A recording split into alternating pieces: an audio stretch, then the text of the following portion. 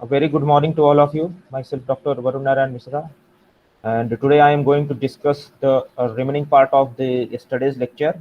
Yesterday we have discussed different meteorological parameters responsible for the transportation of air pollutants, how air pollutants or air pollution is transferred or transmitted from one place to another place, and what are the causes and what are the consequences of such transportation, and which meteorological parameters are responsible for such type of transportation of air pollutants.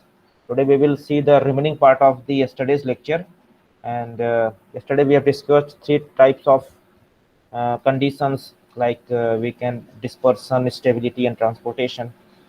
Today we will see about the atmospheric stability, in which condition you can say that the condition in the atmosphere is stable. The atmospheric stability is directly affects the dispersion of the pollutants, and it is dependent on the temperature elevation relationship. As we know that with increasing elevation there is a uh, decrease in the temperature. There is a relationship between the elevation and the temperature. So this kind of relationship between temperature and elevation is responsible for the atmospheric stability. When we talk about atmospheric stability, it means there should be very little vertical mixing. All the pollutants which is emitted near surface tend to stay there, and environmental lapse rate is same as the dry adiabatic lapse rate. Okay, so in if there are three conditions, there are little vertical mixing, pollutants emitted near surface tend to stay there, and if environmental lapse rate is same as the dry abatic lapse rate. So if these three conditions are fulfilled, then we can say that our atmosphere is stable. It will be considered as the atmospheric stability. So there are four common scenarios for atmospheric stability. First one is the neutral condition. In neutral condition, the environmental lapse rate is same as the dry adiabatic lapse rate. In this condition, in the neutral condition, a parcel of air carried up or down will have the same temperature as the environmental at the new height. Okay, so in neutral means there is no change in the temperature. Either we go upward and downward. That is because of the same lapse rate, same environmental lapse rate as the dry adiabatic lapse rate. So there is no tendency for the further movement of atmosphere pollutants. In the neutral condition, the atmospheric pollutants or different kinds of air pollutants will not move further. There is no further movement for such kind of atmospheric pollutants. This is the neutral condition. There is no change in the temperature, either we go upward or downward. Okay, then second one is the super adiabatic condition. It's very unstable condition in which the environmental lapse rate is always greater than the constant of that is, you can say, the global lapse rate. That is, the actual temperature gradient is more negative. There are some small parcel of the air which is displaced, approximately the adiabatic expansion. The heat transfer is very slow in comparison to the vertical movement, and in this unstable condition, the temperature of the parcel is greater than the temperature of its surrounding area. Okay, if there is a parcel of air, there is a air parcel. So at a given point, the temperature of a air parcel or air column will always be greater than the temperature of its surrounding area. Okay, and in this condition, parcel continues upward. There is a upward movement of air pollutants in this unstable condition. If there is a stable condition, so obviously if there is a stable condition, so in that case the environmental lapse rate should be less than the global constant value, that is tau. Okay, in that case no tendency for further vertical movement due to the temperature differences, and any parcel of air will return to its original position in case of stable position, in case of stable environmental condition, and parcel is colder than the air above and moves back. So in stable condition, there is no tendency for the further movement. If it is stable, it means there is no movement. There is no movement because there is no temperature differences.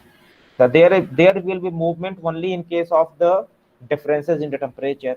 But if there is no difference in the temperature, condition is stable, environmental or pollutants level of the pollutants are stable, so air pollution cannot move further. There is no vertical movement, and in that case any parcel of air will return to its original position, and the air parcel is colder than the air above.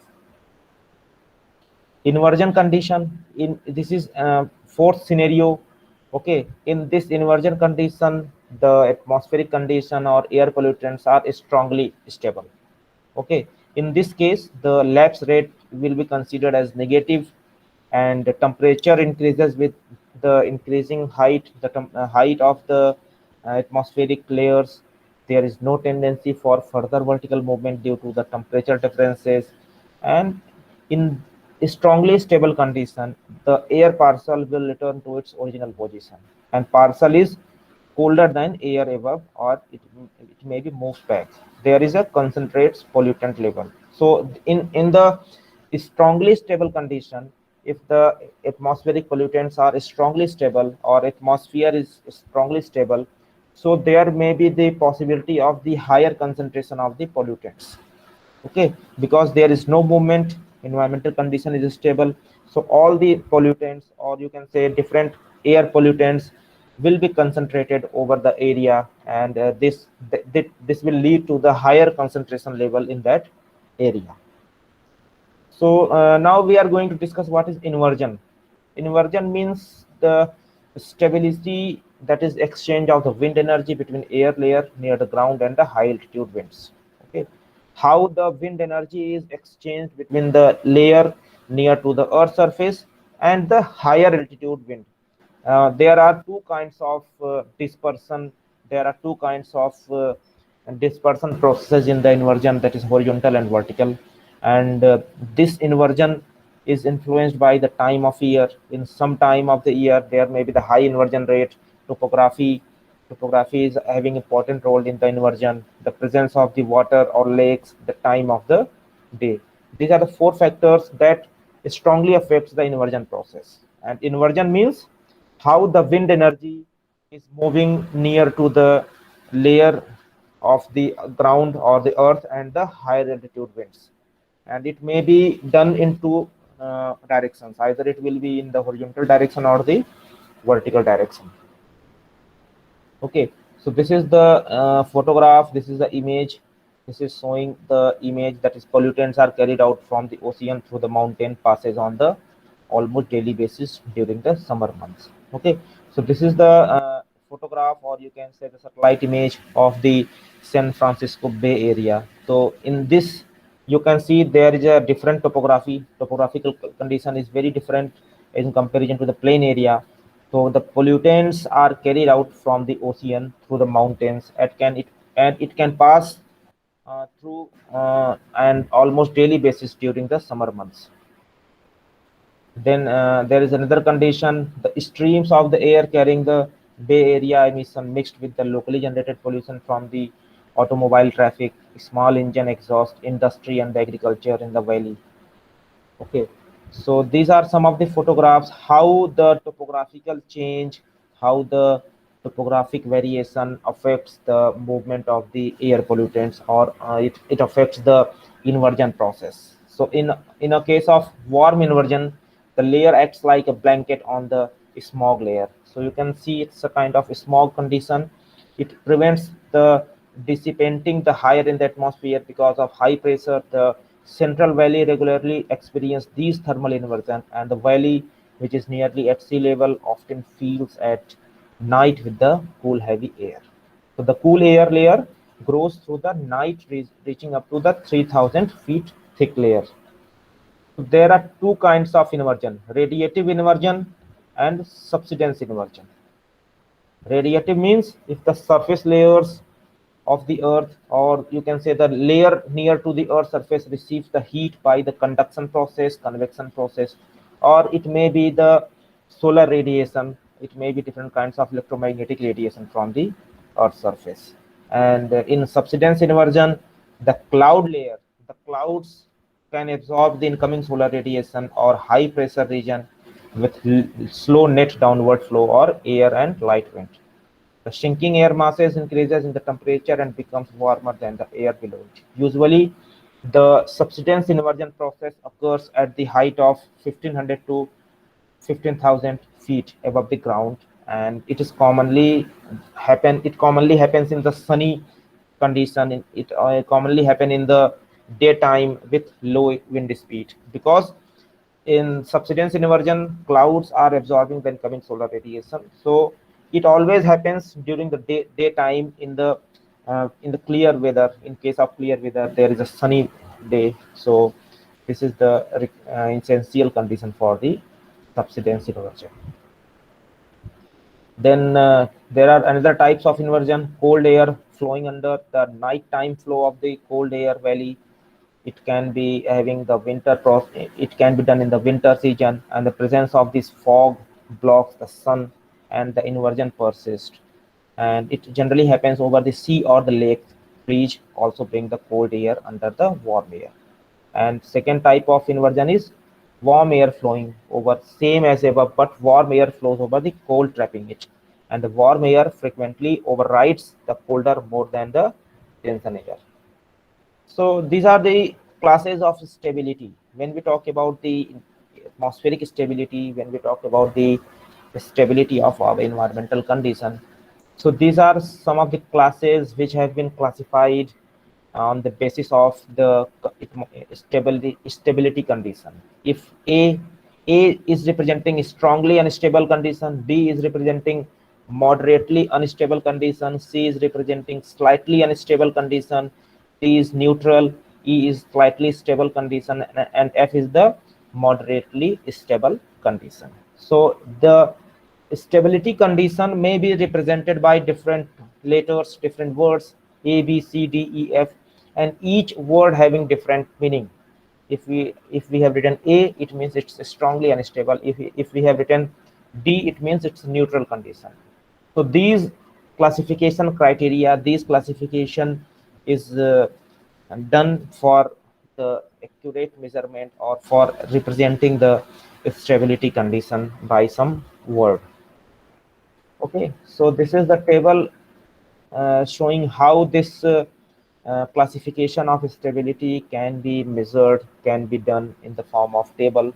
And you can see in the daytime, when there is incoming solar radiation, so there may be different kinds of stability condition. In the night time, without the sun or without the solar radiation, it may be different kinds of stability. So here the words A, B, C, D are representing different kinds of stability classes, different classes of this stability. And you can see the wind speed is also having important role in the stability conditions. In case of less wind speed, there may be instability, and in case of you can say the wind speed greater than 6 miles per second, there may be C kind of strong ability, C kind of stability. Wind velocity profile is very important. It's a kind of friction that is retards wind movement. The friction is proportional to the surface roughness, and its location specific. Each and every location may have different wind velocity. Different wind velocity profiles can be found over different locations. It also depends on the size of different earth surface features, earth surface objects, that may produce different wind velocity gradients in the vertical direction. And in the area of the atmosphere that is influenced by the friction, if there is a wind, so there may be the friction in the environment. The atmospheric particles or the gases present in the atmosphere, there may be friction. These frictions strongly affect the wind velocity. This is a planetary boundary layer and few hundreds meter to the several kilometer above the earth surface. And the depth of the boundary layer is greater than the unstable than stable condition. So wind velocity is very important. It's having very important role in the atmospheric stability, and if it is having very less friction, then it will have negative. It will have less effect on the atmospheric stability. If the wind velocity is very high, it will having the high effect on the atmospheric stability. Wind speed varies by the height, as we know that at different heights, or you can say at different layers of the atmosphere, we may have different kinds of wind speed. Okay, and the international standard height for wind speed measurement is 10 meter, and it's a dispersion of the pollutant, that is a function of the wind speed at the height where the pollution is emitted. But it is very difficult to develop the relationship between height and the wind speed. This is the formula for calculating the wind speed, or you can say this is the formula for the law of decon. U upon U1 is equal to Z upon Z1P, where U is the wind speed at the elevation Z, Z is the elevation value, and P is the exponent that is based on the terrain and surface cover and stability characteristics. So this table is showing the wind velocity profile in a rural and urban area. You can say the stability criteria is written here, A, B, C, D, E, F. Each word is having different stability, as we have discussed in the previous slide. And now, depending on the stability criteria, we may have different wind velocity profiles in case of rural area as well as in case of urban area. So in most of the cases, you see the wind velocity profile is higher in urban areas, in urban locations in comparison to the rural area. Okay, so this is the way how we can measure, or how we can define, or how we can study the wind velocity profile depending on the location. As we know that the wind velocity is dependent on the location, dependent on the topography. So rural area may have different wind velocity profile, urban area may be have different wind velocity profile, and it is written here. And these wind velocity profiles are based on the stability criteria, which is already discussed in the previous slide, which is considered as A, B, C, D, E, and F. Okay, this is a figure showing the rate of change of wind speed profile with the stability. Okay, so in the night time and daytime, when you see with the increasing wind velocity or with the increasing wind speed, there may be the high stability rate, means the wind velocity or wind speed increases with the increasing height above the ground, and it may have different profile in comparison in day and night time also. And but in both the conditions, either in daytime or night time, the wind speed per second is increasing with respect to the increasing height above the earth surface. And this is the figure showing the rate of change of wind speed profile with stability. And this was the photograph captured by the book for that is written by D.B. Turner in 1969. You also see the effects of the terrain roughness. As we have already discussed, wind profiling is dependent on the topography. Wind profiling is dependent on the location.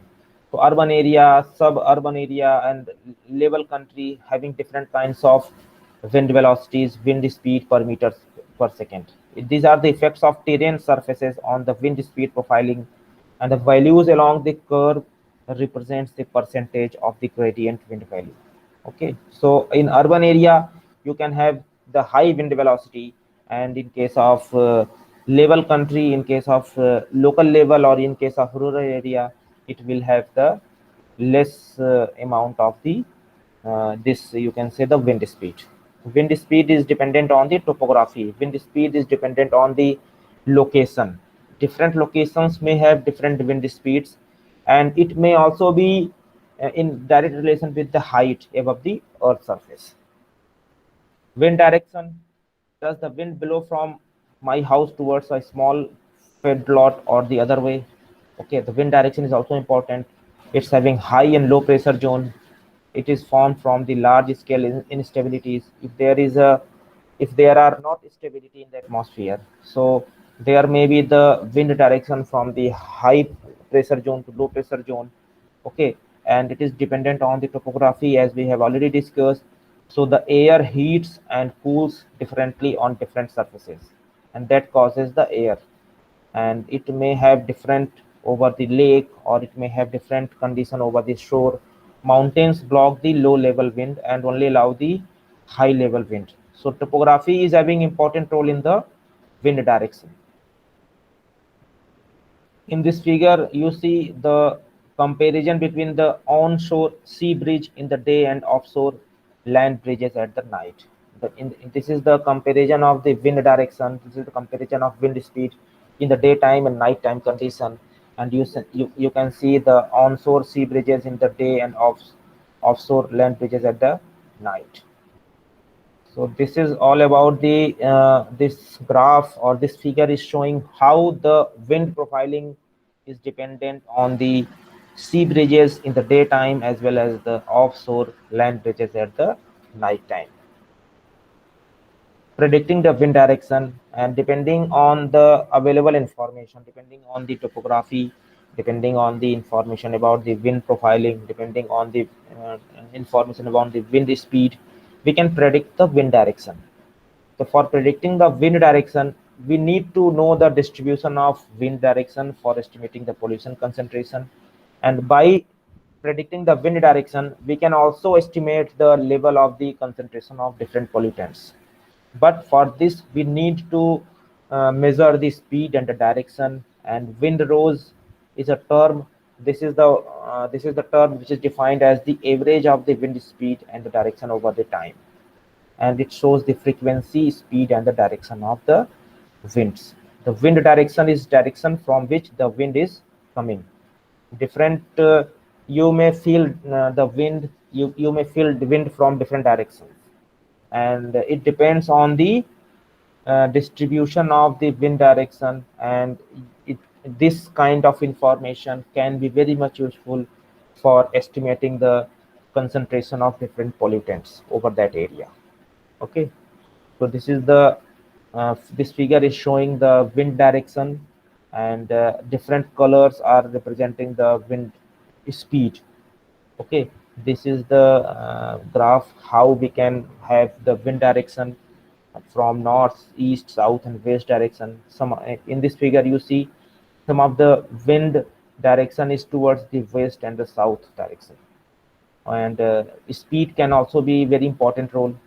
Okay, the blue color is showing the wind speed greater than 50 miles per hour, whereas most of the red and black color wind direction is having 1 to 5 miles per hour, and it's in the direction of west and the south. Length of each spoke around the circle is related to the frequency that the wind blows from a particular direction. Each concentric circle represents a different frequency, from 0 at the center to increasing the frequency. So this is the description of the figure. Whatever the figure is shown here, this slide is the description about the figure. Okay, and mixing height is another term. It is very important for the transportation of air pollutants. The vigorous mixing to a certain height and little effect above that. The rising air columns mix with the air vertically or horizontally, and this kind of rising air mixes and disperse the pollutants. Only mixes to the mixing height or above it. It may have different in the summer versus winter, a morning versus the evening. Means different kinds of wind may be mixed with each other at a specific height. Okay, and it may have different scenario in the summer season, or in winter season. It may have different proportion of the mixing of different wind speeds in the morning or the evening time. And for inversion, mixing height can be close to the 0, and thermal buoyancy determines the depth of the convective mixing depth. Okay, mixing height usually corresponds to the top of the cloud. Okay, the mixing of the air, the mixing of the wind can happen over the top of the clouds. It may have different shapes but reach about same height. It's up to mixing height. Unstable air brings the moisture up from below to the from clouds. Above mixing height, there is no corresponding upward flow. There is a strong delineation at stratosphere and troposphere boundary. And the stratosphere is very stable, as we know that it's very stable layer, and it is against the mixing where the commercial airlines fly, and air clear and the non-turbulent. It's very clear boundary between the stratosphere and troposphere. So this is the range of the mixing height in different seasons: morning season, summer morning, summer afternoon, winter morning, winter afternoon. The mixing height may vary from season to season. Like its height is around 600 to 1400 meter from the earth surface. It's in the condition of winter afternoon. In the summer morning, its range is between 200 to 1100 meter. So this is the typical values of the mixing height for the contiguous United States. Okay. Yeah, this is the figure showing during the day different clouds with a common top elevation, so the height of the mixing layer. And there may be the condition of the flat bottoms that shows the elevation at which the condensation begins. So different clouds have irregular tops and slides. Clouds may have different shapes and size, and this is the region behind the mixing height. This is the region behind the variation in the mixing height. The cloud tops are all at the close to the same elevation, which is the mixing height. Okay, so you can see the mixing height is above the top of the cloud, and mixing at which the moisture is rising, air begins to condense. This is the mechanism of the mixing height. The parcel or air parcel heated by the solar radiation, air parcel or air column that traps the solar radiation, that absorbs the solar radiation, and heated by the sunlight at the earth's surface. It rises until the temperature T dash is equal to T. T is the particle temperature and T is the atmospheric temperature. Okay, so the temperature of the atmospheric particles will reach to the temperature of the atmosphere, and this achieves the neutral equilibrium. So in that case, there will be no tendency for the further upward motion. Plumb rise. Its influent plumes from the chimneys that stacks are the released into the atmosphere. Plumb means these are some of the heats that is coming from chimneys. Okay, and these are stacks are released in the atmosphere at elevated temperature. The rise of the plumb after release to the atmosphere is caused by the buoyancy and the vertical momentum of the influent. Okay, this is the example of the plumb. Okay, plumb means the heat that is releasing from a chimney will have a kind of circular shape that is known as plumb, and it is having different direction x, y, z, and it is also related to the height of the chimney. And depending on the wind speed, depending on the wind direction, the heat which is releasing from the chimney may move in any direction. Okay, so its direction is dependent on the wind speed as well as its height from the earth surface.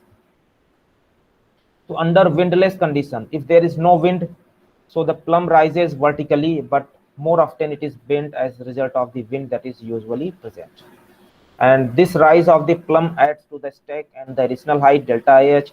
The height h of the virtual origin is obtained by adding the term delta h, and the plumb rise is the actual height of the stack, and the plumb central line height h is equal to hs plus delta h is the known as the effective stack height.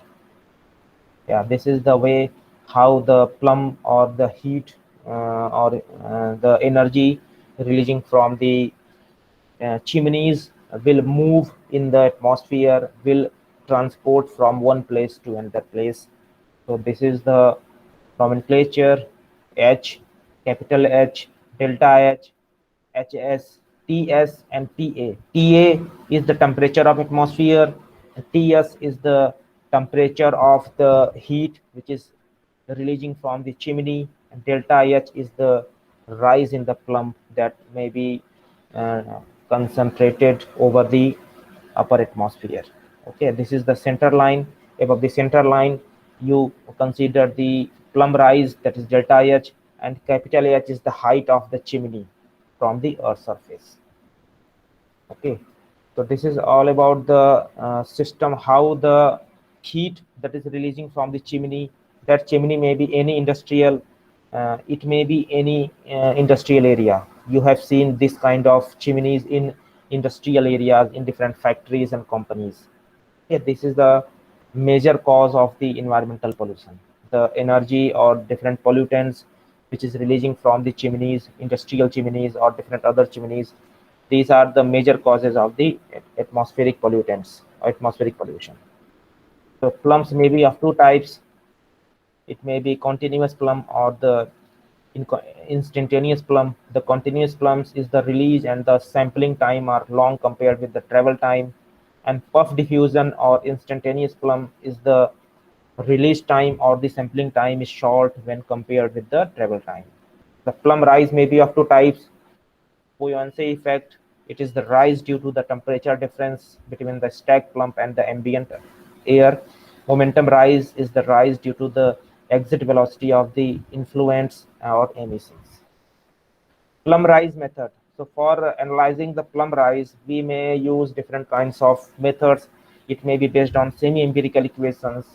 We can also use different analytical solutions, and the numerical models are also available for studying the plum rise. Okay, this is the formula for buoyancy flux. Okay, by using this formula, we can easily calculate the buoyancy flux. Then momentum flux is having different formula. Fm, it is represented by the Fm, and the words are having different meaning. G is acceleration due to gravity. Vs is the stack exit velocity. D is the exit gas diameter. Okay, TS is the stack gas exit. Different words having different meaning, and on the basis of this formula, we can easily analyze the plum rise over the industrial area. That is the major source for the atmospheric pollution in that region. For analyzing this stability parameter, we can use the formula S is equal to G into delta theta upon delta Z upon TA. So where delta theta upon delta Z is equal to ambient potential temperature, and tau D is the constant. Its value is around minus 0.0098 kilo per meter. Okay. Analytical solution is having different, you can say, for analyzing the momentum of the plum, for analyzing the plum rise, we can also have the option for analytical solution. So this is the equations. These are the equations that can be used for the analytical solutions. It's you can say it's not very easy to uh, calculate. It's having tedious job to perform the analytical solution to the plum rise. So this is just a formula, and you can just see how we can have different options, how we can have different solutions for the plum rise. Okay, don't need to go in the details about these equations. Just it's for your understanding how we can use different mathematical models, different mathematical formulae for the analysis of atmospheric pollutants that may be coming from the chimneys. Okay, these are some of other equations for unstable and the neutral condition. Okay, this condition is having, for stable condition we may have different equation. Delta H is equal to 2.6 into F upon US into S to the power 1 by 3. Okay, and the distance to the final rise, how much distance will be gained by that plum, how much distance it will go, that can be calculated by this formula, which is given here. XF is equal to 2.0715 into US upon S to the power 0.5. We can also determine the type of plum depending on their momentum. That is based on the crossover temperature, and it is represented by DTC, and it is having different condition. If DT is equal to or greater than DTC, then it will be assumed as the momentum stable case. So the above calculations are valid for the case with the stack exit temperature and TS is greater than or equal to the ambient temperature. Okay, this is the plums under calm condition. For calm condition, if there is no wind speed, if there is very less wind speed, you can say, if it is having 1 meter per second, for having very less wind speed, there may be different conditions for the plum that may be calculated using the formula which is written here, and the plum rise for a jet is computed as follows. This is totally based on the mathematics. Okay, so no need to go in detail about these mathematical equations. You just see how we can apply different mathematical models for calculating the plumb rise, for calculating the uh, rise in the atmospheric pollutants coming from the chimneys, and we can also model the level of the concentration over that region. So some there are another kind of solution to the plumb rise study that is based on the semi-empirical equations. Most of the plumb rise equations in this category are based on the following equations, which is written here.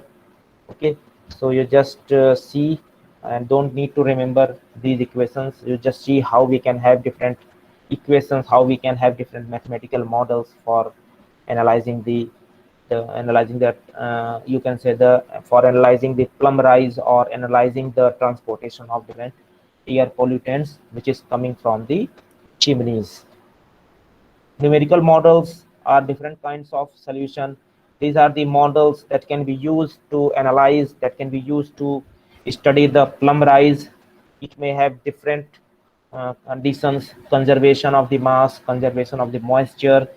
Means these numerical models includes the mass, the moisture, the heat, and the momentum of the plumb. All these four parameters, four you can say the four properties of the plumbs can be used for any numerical solution, for any numerical models, which is mass of the plumb, moisture of the atmosphere, the energy or the heat, and the momentum. These four parameters are required for any numerical modeling of the plumb rise.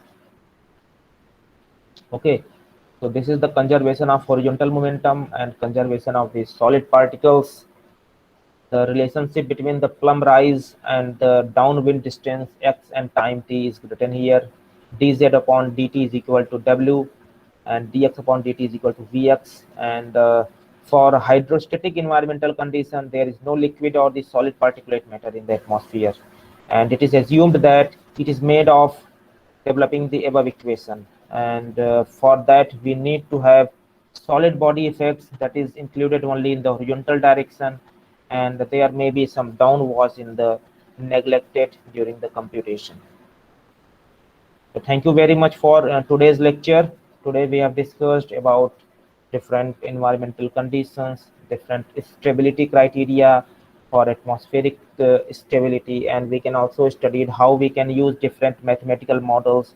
We can use different numerical models, semi-empirical equations for studying the plumb rise, for studying the concentration of atmospheric pollutants over the industrial region, because in the industrial areas most of the pollutants are coming from the chimneys.